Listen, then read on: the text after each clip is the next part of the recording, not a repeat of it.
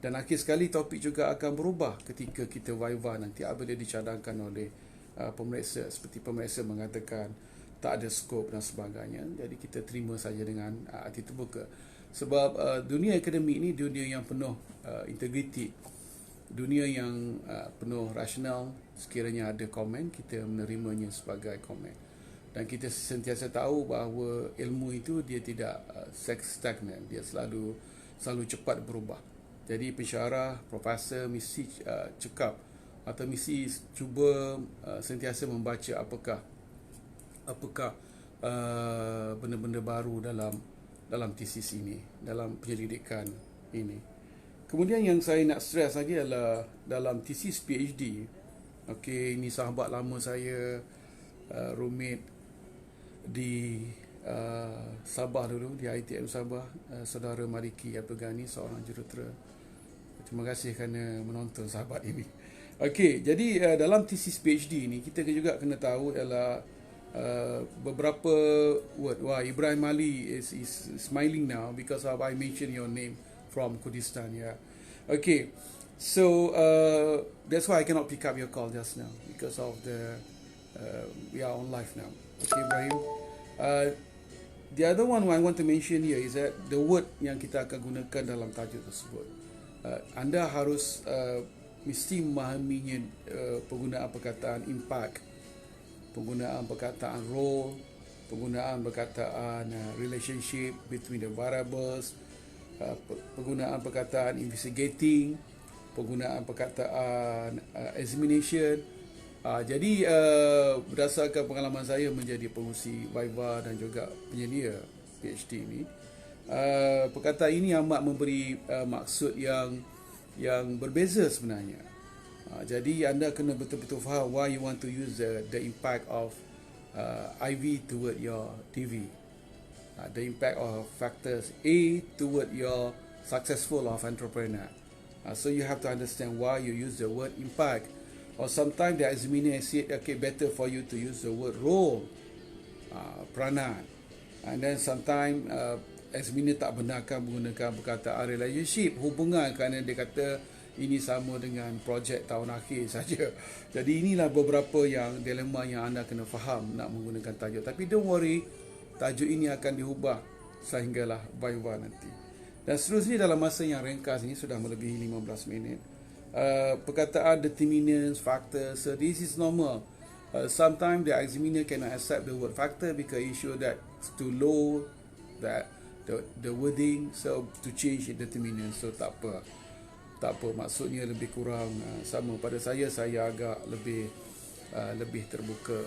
Dan ada yang hantar mesej bertanyakan tentang teori, tapi kita belum sampai lagi topik bagaimana nak tentukan guna teori dalam chapter, dalam tesis PhD. Itu adalah bab yang kedua.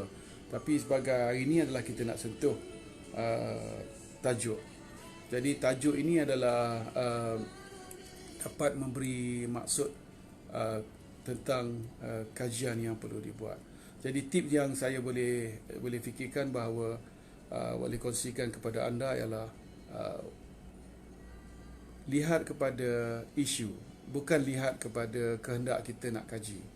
Apabila kita melihat kepada kehendak yang kita kaji, tengok after kita baca beberapa artikel, kita kata oh, orang dah kaji. So sebab tu yang utama ni adalah kita mesti faham bahawa apakah isu utama dan apakah yang belum dikaji. Yang belum dikaji itu adalah merupakan dipanggil sebagai research gap. Jadi dalam fakulti bisnes ataupun ekonomi ataupun berkaitan dengan perniagaan, usahawan dan sebagainya, academic gap itu, research gap itu penting. Dan sebenarnya ada satu section dalam bab pertama tentang research gap. Apakah yang dalam bahasa mudahnya research gap ini, apa yang belum dikaji. Jadi inilah yang memerlukan pembacaan yang banyak tentang literature review itu. Okey, kita dalam tesis ni kita kena faham perbezaan bidang bermaksud cara dilakukan yang beza.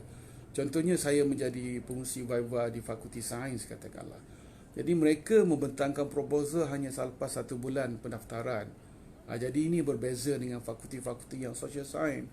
Kerana social science mesti membaca literature dulu hampir 1 tahun, kemudian melihat apakah research gap yang belum dikaji, kemudian barulah kita meneruskan penyelidikan, membentang proposal selepas 9 bulan ataupun 1 tahun.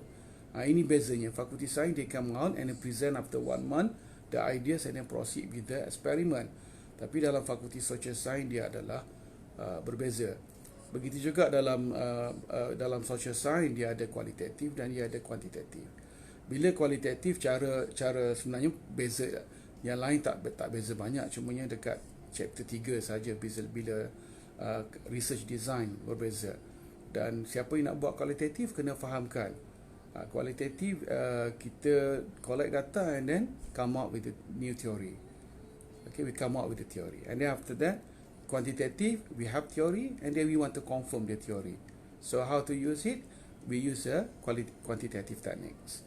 Okay, we use a self-structured administrative question dan sebagainya.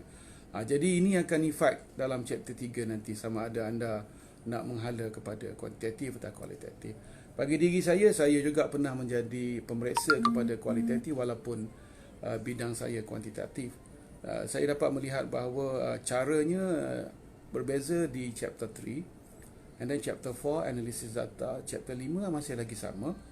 They have to check balik apakah teori-teori yang telah dihasilkan confirm that you are new. Jadi itu yang bezanya dengan kuantitatif, we confirm the theory. So inilah kita selalu sedikit lah sebanyak selama 21 minit sekarang, 24 minit. Jadi insyaAllah kita jumpa lagi, and then inilah sumbangan jariah saya lah. Akan teruskan projek ini sehinggalah kita tamat dalam sesi, insyaAllah kita sasarkan setiap minggu dan sehingga kita tamat pada sesi persediaan untuk Viva Boys. Okay, jadi jumpa lagi. Terima kasih kepada mereka yang menonton. You can share all this video kepada kawan-kawan lain, dan pelajar saya pun ada 21 orang. You can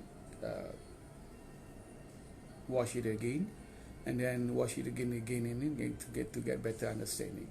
So selamat maju jaya dalam perjalanan untuk mendapatkan segolong ijazah PhD. Dan Mas Ayu Diana ni pelajar PhD saya yang baru daftar je, tapi metod yang kita akan gunakan agak berbeza sebab kita adalah metod modeling, dan metod modeling ni agak berbeza dengan penggunaan framework IVs dan DV, tapi kita masih ada asas yang sama. So Mas Hidayu akan merujuk tesis Dr. Nisha Rizan yang grad di UMK dan sekarang berada di UNIMAP. Semoga selamat maju jaya. Kuatkan motivasi anda untuk mendapatkan PhD ini. Berkawalah dengan mereka yang cemerlang supaya kita sentiasa positif. Positif dalam diri ini adalah penting untuk kita sustain dalam perjalanan hidup kita ini. InsyaAllah jumpa lagi. Wabillahi taufiq wal hidayah. Assalamualaikum warahmatullahi wabarakatuh. Dan salam sejahtera.